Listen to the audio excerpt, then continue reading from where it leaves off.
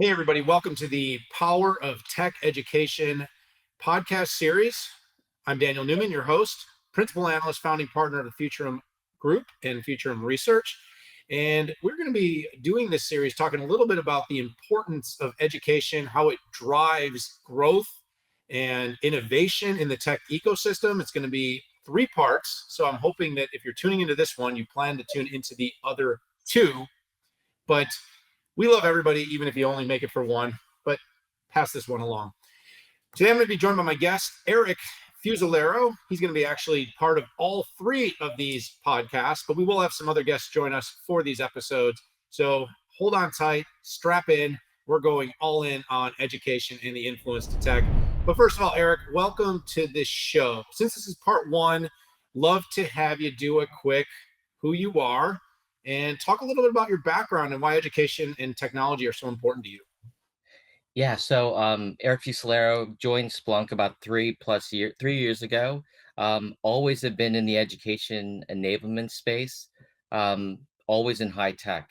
It's interesting, right? I began my career in engineering like many folks do. And then as I sort of moved through my career, I ended up in an enablement role and never left for a lot of different reasons. One is I was amazed and I was so impressed by the lighting up of light bulbs, if you will, in people's faces when they became better at something or more knowledgeable about something, and I couldn't give it up.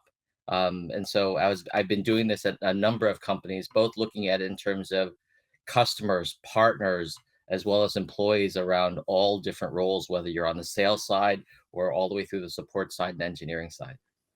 Yeah, Eric, I completely agree with you. Yeah, I taught graduate school for a while, and trust me, that's a labor of love. When you're an entrepreneur in a growing business, nobody teaches in higher education for the money. But there was something about having those conversations. And I did a lot of strategy and a lot of digital transformation courses, and I always loved the way I felt after spending those hours. And like I said, people make jokes like about those that can do and those that can't teach, but I'm telling you, there's something incredibly rewarding about knowing that what you've learned is being passed on. The high tide, rising all boats. Yep. In technology, it's all about paying it forward. We wrote the book Human Machine. The whole thing was about augmentation versus displacement. And if we do education well, we will augment and make society better, and technology will be a catalyst. If we do it wrong and we don't focus on upskilling and making people more capable of performing, we create risks in the industry that would actually set us back. And by the way, it Absolutely. would be bad, like idiocracy bad. So let's jump in and kind of Yeah. start. I think I gave you a little foreground there, but just talk a little bit about what you are kind of hearing and reading that is sort of in your mind indicating that there's a really significant need for continued education to support cybersecurity, data protection, against threats, and of course any other part of the technology industry. Yeah, I mean, if I don't think we can read um, anything these days without the notion of a skills gap coming into the conversation, right? Or a talent war. This has been going on for years. I mean, you could look at a number of different reports around the fact that, with technology, accelerating the pace that it is, people are having just a hard time keeping up, right? And the fact that, when you sort of look at it from a business perspective, they're having a challenge just in terms of as people are leaving, right? So in this current world of the great resignation, whatever you want to call it, right? They're having problems just sort of identifying folks to backfill those roles as an example, right? So this whole talent gap continues. And you've got CEOs who are worried about the viability of their companies because not just technology disruption, but as I always say, there are people behind that technology. And so if you don't upskill and maintain the skill level of your folks, that technology disruption is going to have huge impact on your company. Right. And then you begin to sort of look at all these reports like so cybersecurity you mentioned, Daniel, right? And I follow that space quite a bit. There's an ISC squared sort of cybersecurity workforce study that basically highlights the fact that we're the demand for cybersecurity skills is growing faster than even the growth that's occurring in the cybersecurity workforce today by 2x. And it's not as if global attacks are going away. It's actually increasing, right? I mean, over the past couple of years, there's studies that sort of show that whether it's by the volume, whether it's by the frequency, but also the sophistication of the cyber threats, is going to have a huge impact on business. And the question at the end of the day is, how are we going to address that? It can't be simply done by technology.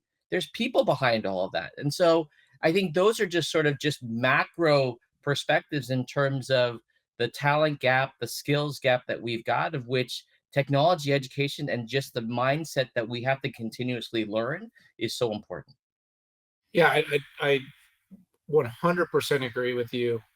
And I love that you point out, there's a lot of concerns over the last few months. We've seen OpenAI come into focus and all of a sudden chat. And then you're Yep. saying, well, we're going to break the search model, and then we're going to break the business model. And then we're going to well, we're not going to need to educate or write papers because you'll have this app write a paper or this site will design it. And then you go, you know, kind of like 20 years ago, 10 years ago when social media, broke through though, and people all of a sudden, there's a whole new industry that rose, a whole new set of jobs, a whole new marketing and PR function that changed, a whole new way to reach customers. And so this is just going to be another dynamic that's going to change industries and change jobs and change career paths. But people kind of see it in two ways. Change makes people super uncomfortable. And so changing, for instance, the institution of higher education, shifting to an institution of continuous learning, I think it's like, I saw there's this Alvin Tolfer, I think is the quote, but something about, it's going to be, the future's going to be defined by those that can learn, unlearn, and relearn. I don't Yep. know the exact quote. I don't want to get it wrong, but it's a great quote. And it always makes me think like, you know, I went to school for business. I got an MBA. I studied finance, marketing, and I'm saying I'm a high tech analyst now because I could basically go in, learn, understand, synthesize, and discuss technology. By the way, every year I have to learn something new. It's not like you're done. You know what I'm saying, Eric? Right. We're never done. We're constantly learning. So, as I kind of mentioned, the old rite of passage was you went to university, especially if you want to be in tech, right? That's right. You go get a degree, you get a double E, you go get computer science, and you go build silicon or software, whatever you do. There's still something to be said for that, but there's got to be new and different education programs. Because, like I said, the people that got a double E 20 years ago, it doesn't matter. It's a totally different thing. So talk a little bit about kind of what you see as education now that helps people stay up on tech and stay relevant and make sure that they are never replaceable. Yeah, I mean, what's great about it is, one reason why I'm still sort of in education and learning, right, is because it's a drastically different world today than it was, let's say, 20 years ago. Because 20 years ago or so, that's all you really had. You had to go to a physical classroom in a building on a campus, as an example. Now, if you look at it in terms of like, how do I upskill? How do I prepare myself for the next role? How do I just continuously learn? There are so many opportunities, right? I mean, think of this in terms of like, if you want to, go after certifications, which is something that's been around for 20 plus years, you can go after those because there's many companies who are offering those for free. There's industry certifications, there's technology certifications. You can just sort of pick and choose what those are. There's this plethora of this explosion of online learning platforms that didn't exist before. So you have things like LinkedIn Learning, you have Coursera, you have CompTIA, right? As an example, you even have universities who are reaching out and offering many of their, you know, um, uh, favorable courses online. That didn't exist before, right? And then you've got all these learning providers today who have specializations in certain domains like cybersecurity, like Science Institute, ISC2, which I mentioned before as an example. And then you have technology companies as well. So even if you don't go to school, there's plenty of opportunities. But at the same time, schools are realizing that they're not going to, they can't just have everyone sort of sign up and take a class. That's why they build continuing education programs. That's why they put their learning online as an example, so that they can actually scale their knowledge to folks who need it. Yeah, I think that brings up a great point. And by the way, I'm pretty sure you can get an MIT education now for free. You know, Obviously, again, this is almost a bet by the market that it's still more valuable to go to the school and pay the 60 or $70,000 a year and get the actual degree. But if you want to be knowledgeable and you want to learn, it's really the modern era of the library, right? Like nobody ever said you can't go in the library and read all the books and consume all the knowledge. Of course, having the ability to digest and synthesize, and of course things like MOOCs and things that are being built that are, educational driven applications like LinkedIn Learning, where you can learn stuff, get certifications, move quickly, stay relevant. This industry will be turned on its head. I'm telling you, it's going to happen quickly, because, like I said, if you want to be a cyber expert, college is going to teach you fundamental human skills. It's anthropological in its nature, Yep. but the actual ability to stay relevant and understand threat, detection, intrusion, SCM, management, data stream and analytics. Geez, so much to do. You cannot get that in school. You're going to have to be constantly in classes, constantly learning. By the way, I love that. It rises the whole society gets better if we buy into this. But Yeah. talk a little bit like through your lens about the companies. You kind of talked about like companies can't survive if people don't stay educated, but there's got to be more sort of tangible, measurable. I'm going to the board and saying, why are we spending so much on education? And Eric, I'm going to use a quote that I think you remember. The CFO walks into the CEO and says, what if we spend all this money training our people and they leave? And the CEO looks back at him and says, what if we don't and they stay? That's exactly it. That's exactly it. And it just came up in a meeting I just had literally months ago on that same point. I'm like, guys, you companies are, yeah. So I think there's two sides of this perspective, right? In terms of like why is it so important? And you can look at it in terms of supply side versus demand side, but you have to sort of step back and look at this just in terms of the ecosystem that we all operate in, which are a set of companies, right? Either in terms of companies that are receiving a service or a product or companies that are actually building it. But again, I'm going to go back to the point that regardless of either side of you're on in terms of each of those companies, there's people inside, right? And so if you look at it in terms of just companies in general, why are they in business? They want to grow, right? How are they going to grow? They're going to deliver stellar products and technologies. They're going to deliver stellar services and customer experiences. Otherwise, they no one's going to buy their technology, no one's going to remain loyal to their top technology, as an example. So that's sort of the ultimate sort of perspective, right? Because you want companies to adopt technology, renew technology, expand uses of their technology, as an example.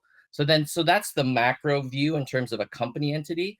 And then there's the people side, right? Which is at the end of the day the part that sometimes get overlooked, because at the end of the day, how is that product getting built?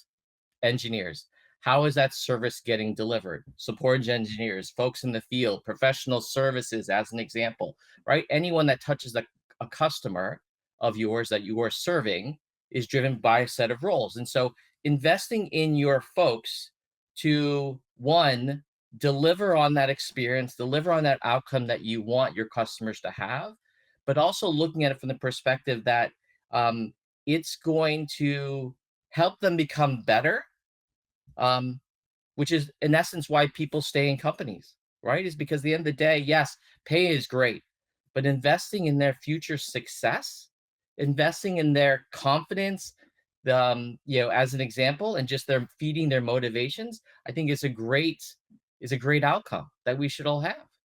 So how do you balance that risk though? Because the one thing is we saw this in the talent wars, and obviously we've come full circle with the talent wars really quickly. It went from not enough talent, companies ridiculously overpaying people, fighting for, there was one capable person for, Yep. five jobs. And now it feels like with tech sort of shedding a little bit, we can probably debate how right or wrong a lot of all this activity is, but we can just stay in the facts that it's happening.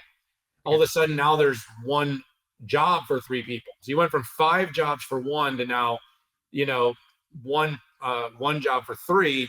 And so obviously companies kind of had to look at that inflection as like, well, we make people too good, so this kind of, so what's the other side of that story? Like, how do companies, make sure that they make it easily accessible, they educate their people, they make them absolutely the most competent, capable in their field, but how do you kind of sustain that loyalty when you get people and you rise them up too much and suddenly they become really attractive? I mean, you can't, proverbially speaking, money whip everybody. The company will go out of business. Yeah. You can't pay the prices, Eric, that the market was Totally. paying for people during this talent war period. And the chickens are coming home to roost on that right now. Yeah, yeah. I mean, it goes back to your point, right? Which is, the CEO saying around, what if you train them and they leave? What if you don't train them and they stay, kind of thing. We're always going to run into this problem, right? Because at the end of the day, um, you know, companies are dynamic, they're not stable. You have people coming in and out, as an example. You have people, in many cases leaving not because maybe the investments in education, but managers, as an example, the culture, right? And so I don't think there's a silver bullet in terms of like, how do you stop that, right? At one point, do you stop in investing in your people? I don't think you ever do, right? Because at the end of the day, you're going to have to balance, you're gonna have to balance this dynamic structure that you're living in. But again, I think it's important. It's if you want to sustain them. I mean, there's still we long are the days where people retire from the same company that they joined, right? People shift shift to many different companies. They shift to different roles because they sort of has seen in some cases the end of that road for them, or they just get bored and they grow, and so that's a great thing. And so people don't. I think that always investing in people, realizing that their motivations, that their aspirations change, is something that's not going to go away. Yeah, absolutely, Eric. Well, as we wrap up episode one, I'm very excited for the rest of this series. But talk to me a little bit about you as a talent expert, as someone that focuses on technology and education.